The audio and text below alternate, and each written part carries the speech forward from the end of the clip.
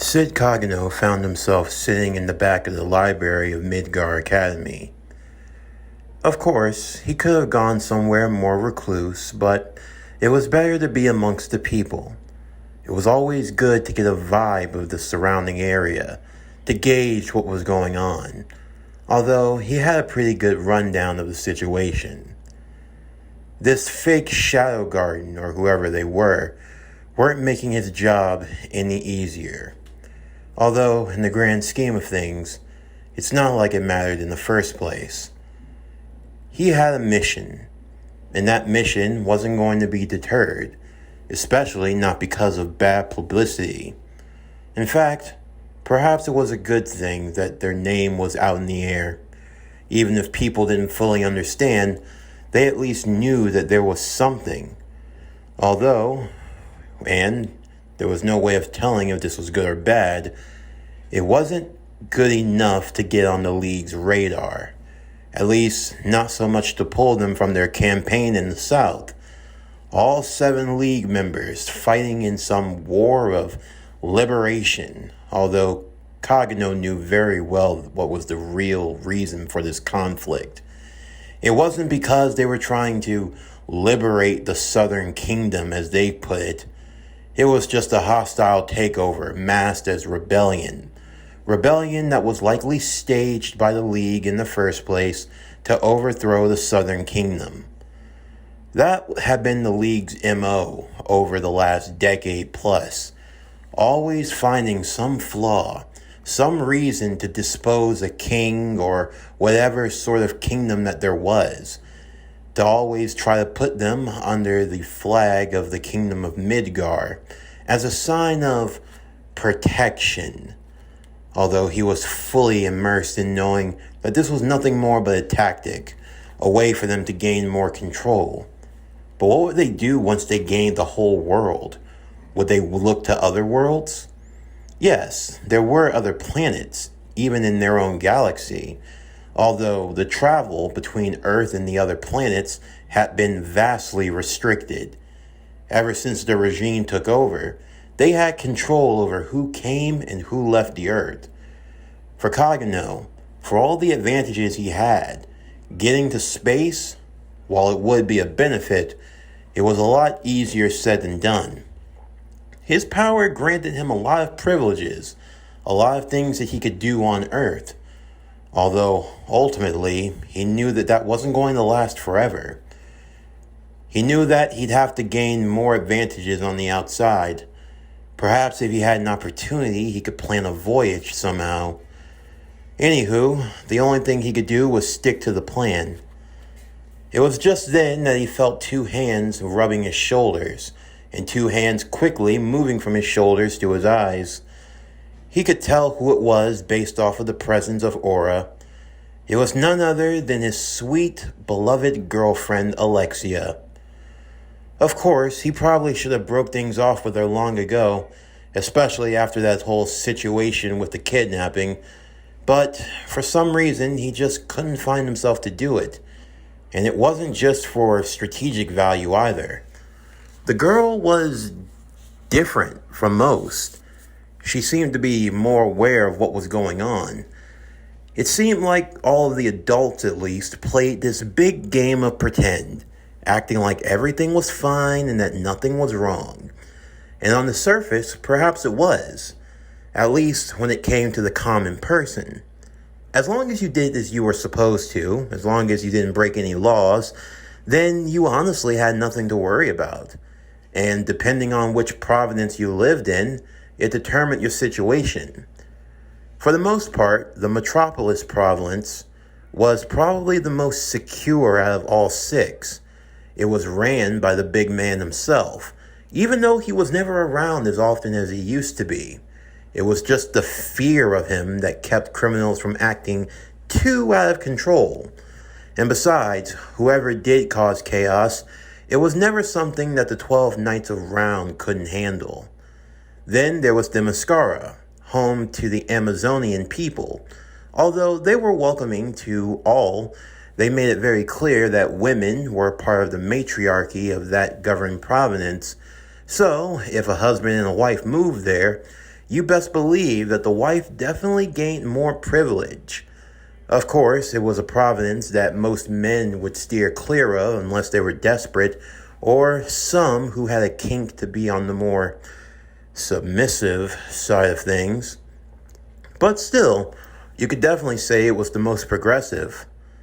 Then there was the coast, or the city of Oa, the Oa province. That was a police state through and through. The Yellow Lanterns were as corrupt as they could be, and more often than not, they were the ones causing the problem. But because of the insurrection of the Green Lanterns and them being labeled as rebels by the regime, the Yellow Lanterns were kept around as the lesser of two evils, supposedly. Hal Jordan was now the leader of the Yellow Lantern Corps, formerly the Sinestro Corps. But because he was a part of the League, it was usually common for Hal to be away from his providence, and Sinestro, his now second in command, would be the one watching over the Corps in his stead. Of course, if there was a serious situation or if a meeting had to be called, then Hal was usually expected to be present. But outside of that, he let Sinestro run things, and Sinestro took it to his liking. Although, for Sinestro, his true pastime was hunting down the Green Lantern rebels, and Godspeed to anyone that he caught. Atlantis could be considered a paradise. The Providence was a beachside area that bordered into the waters, and Atlantis was down below. The people of Atlantis didn't really care too much for surface dwellers, but they had come to find common ground, and you could migrate down to the Atlantic portion of the Providence at a cost, and you would be considered a second-class citizen even down there. Also, for the most part, it seemed to be rather at peace. King Arthur, along with his wife Mira, seemed to run a tight ship, although there were rumors that the two hadn't been on the best of terms, and there were even some gossiping that the king had been seeing someone else, a certain queen of the province of Themyscira. Of course, they were just rumors, but Kagenou had a good suspicion that they were probably shacking up, and who knows what would happen if Mira found out. Hell, she might lead her own insurrection. Potentially a way of destabilizing a proportion of Midgar? Possibly. He'd have to keep that in his back pocket. Then there was the Gotham and the Central Providence, ran by Owlman and the Flash. Or should he say the Reverse Flash? Safe to say, these were lands that were pretty much lawless. Not in the sense that there was a lot of crime, no. The criminals had pretty much come to an understanding. They took out a small portion of each province that was pretty much the crime alleys of their basic districts. Because of this, everyone else lived in relative peace. Even Kagenou didn't have problems growing up in the Gotham Province. But there was an area, it was known as Arkham City, a place where the law didn't really apply. You could go there and do anything you want. Owlman made it very clear. As long as they kept to their portion of the city and didn't harm anyone else, and didn't do anything that would attract unwanted attention, then he truly did not care. In fact, he had some of his own dealings. And then there was the Flash, Mr. Eobard Thawne. He was, well, an enigma. The guy didn't do much of heroing, if any at all. The guy was a real glory hound, though. He was the type of person that barely lifted a finger, but when he did, he expected to be praised to high heaven. He had his own national holiday every month for some obscure deed that he had achieved, and people were expected to laud and cheer his name, although they really didn't much care for it. But it was easier than having him go on a psychotic rampage, and some of them were so bad that they had to be scrubbed from their record books just to keep the regime in good esteem. And then there was the elusive seventh member, the Grid, an android of a man, once human, a guy named Victor Stone. After his body was destroyed in an unfortunate accident, he was basically turned into all robotic, and he has fingers on everything. Pretty standard for your evil robot, connected to all forms of technology, security. Good old-fashioned 1984, if Kagenou would say so himself. Grid had his eyes and ears everywhere. He had multiple robotic bodies, so he could be in multiple places at once, functioning all at the same time. For a side note, if you want to understand how Grid's powers work, think about the Paths of Pain from Naruto, and how all of them are pretty much linked and know what the other's up to, even if they're far away. That way, Grid could have multiple robotic bodies. One body that he kept in the capital, since he was a part of watching over the capital, and another body that was with the League right now in the south, and a few other bodies here and there and everywhere else. He was the eyes and ears of the regime. All of that being said, it wasn't impossible to take them down. It was just about trying to figure out where to start. But for now, Kagenou had his attention taken by Alexia, who was telling him more about Shadow, the DeathStroke, whom she had ran into twice. It was pretty amusing hearing her speak about him in such a way, but she didn't speak about him in a negative tone. This gave him a good feeling. Perhaps he wouldn't be seen as much of a bad guy after all, though in the end, it didn't really matter. But there was also something else. Her sister, Iris, had contracted a student at the Midgar Academy, a girl named Sherry. She was a studier in archaeology and was the best in the capital, and they had discovered an artifact that they wanted her to work on. He'd have to keep his eyes on that. Well, it seems you've had quite an eventful week, haven't you? Don't remind me, Alexia would say. But still, I'm surprised. You're a rather studious individual. What are you looking at? Just history. Dull history. Well, have you heard? 4 of the students here at this academy made it to the 12 Nights of Round. Yeah, the 3 third years and that second year girl. Truly impressive, although there's a lot of nepotism involved. It can't be helped, but I think they've more than earned it. Laura Lane Kent, Jessica Cruz, Helena, Wayne, and that 4th girl, who was she again? Tara. At least that's what she calls herself. Oh yeah, Tara. You knew her name. Have you been keeping an eye on her? Powerful people catch my interest. What can I say? Oh, so I guess I must always be on your mind then, since I'm clearly stronger than you. Alexia rolled her eyes at this. Even if she believed that she was at least stronger than Kagenou, she knew that the boy was holding back. He had more power than he was letting on. Maybe not too much. Perhaps he was truly just a humble, ordinary guy, and he didn't want to rock the boat, although she could never be too sure. Say, Alexia, Kagenou would ask, what do you think about the League? The League? You mean the Justice League?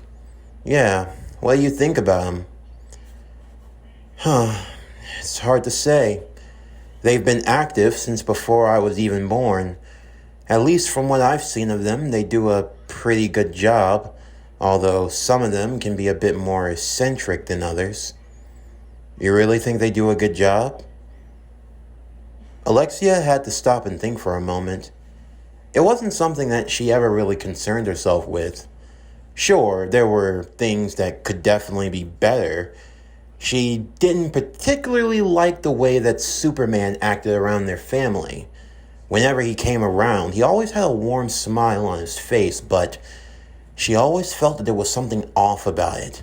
It wasn't like he was smiling because he was happy to be there. It almost felt like he was putting on a face, the perfect face. The man was absolutely perfect, and well, it gave her the creeps. He just personified this absoluteness, like he was truly the final authority on anything. It wasn't uncommon whenever he was speaking with the king for him to raise his voice a little. And it was one of the only times her father would actually cower back. Of course, her father was a reserved man to begin with. It wasn't like he went around throwing his weight as the king. But still, the king had to have some level of authority. And whenever Supes came along and his caped crusaders, it almost felt like the royal family didn't even matter. Like they were only there for show. It had always been an uneasy feeling for her, but she chose to block it out. It wasn't really something she liked to think to begin with. Honestly, she had heard about the stories, heard about what the League had been doing. Everything wasn't what it appeared to be. Stories of underground experimentation, censorship, all of that good stuff. The way that they were maneuvering in the world. They always said it was for the greater good. And yet, funny enough, how many people had to die for that greater good? Yes, the tragedies that befell them were truly horrific, but was giving up their freedoms really the answer? It was hard enough to move around without feeling like you were being monitored 24/7. Witch hunts and other things of that nature, people suspected of terrorism, spyship, or other things of the like. Hell, in the early days, the regime had people being dragged out of their homes in droves. And then there were the heroes that lost their lives, those that stood up against the regime, once side by side, now branded criminals. Alexia was young, but she remembered. She remembered how people would celebrate about the anniversary of when the fake Flash, Wally West, was executed by the regime for his acts of terrorism and his involvement in the bombing. Although she never truly believed that to be the case. But all the same, there was no way of disproving when it happened either. So for now, the only thing she could do was go with it. But really, how did she feel about the regime? She wasn't entirely sure. It wasn't positive, but it wasn't negative, at least to an extent. It was just something that she'd have to keep an eye on. Before they had a chance to talk any further, though, Sid's friends, Skell and Poe, would arrive to announce that they had signed their friend up for the school's annual sword tournament, much to his dismay. Of course, Alexia would tease her boyfriend at this, but she wanted to see how he would do, believing that even if he couldn't win, he could still put up an impressive fight. And for Kagenou, well, he had no way of backing out, so he figured he might as well give it a shot. The tournament in question had some pretty powerful swordsmen at play, various students from different age ranges and different school levels, all gathering about in the art of competitorship and swordsmanship. For Sid, he found himself matched up against Princess Rose, an exchange student from the Western Kingdom of Aurenia. She was also the student council president. Honestly, her skills were so renowned that, if not for her being from another country, if she had been a resident of the Midgard Kingdom, she would have easily have made the 12 Knights of Round. But fighting in a tournament of swordsmanship was the next best thing, and she found herself matched up against Sid Kagenou. Of course, Sid had no reason to win, no reason to show off his power or what he was capable of, but he did put up a better fight.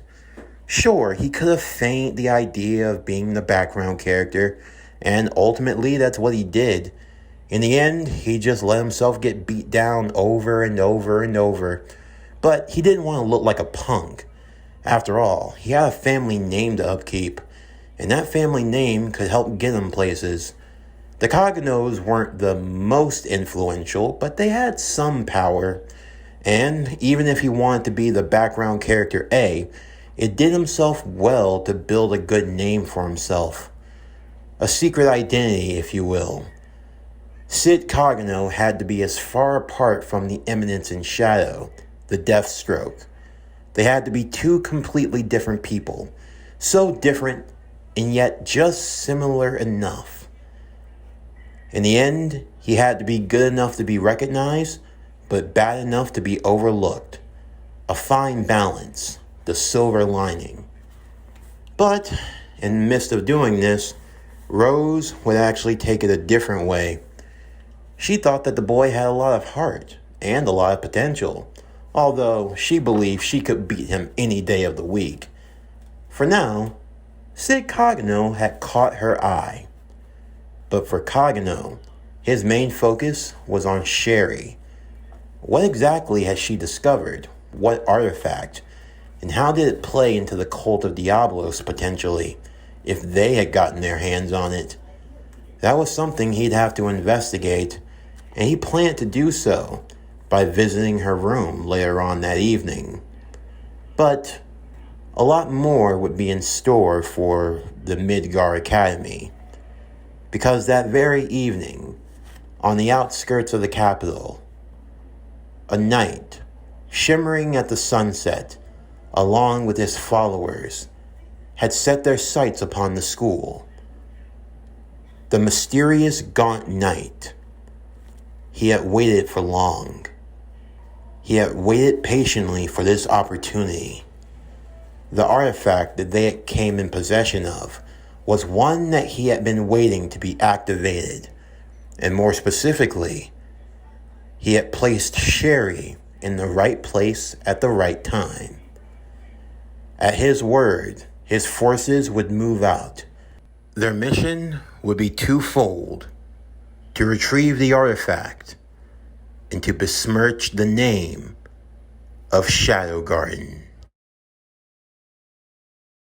This concludes The Eminence and Shadow, No More Heroes. What If Sid Kagenou Was DeathStroke? Season 1, Part 5. As always, if you enjoyed today's video and everything else that we have to offer, then please don't forget to like, comment, subscribe, share, and hit that bell for post notifications so you can stay up to date on everything that is PowerCore Productions and Podcastings that has to come out now and in the future. Stay tuned Monday as we resume with The Eminence and Shadow, No More Heroes. What If Sid Kagenou Was DeathStroke? Season 1, Part 6. But anyway, that's going to do it for the end of today's video. I'm Javon Harrington with PowerCore Productions and Podcastings. Signing off, and I'll see you next time.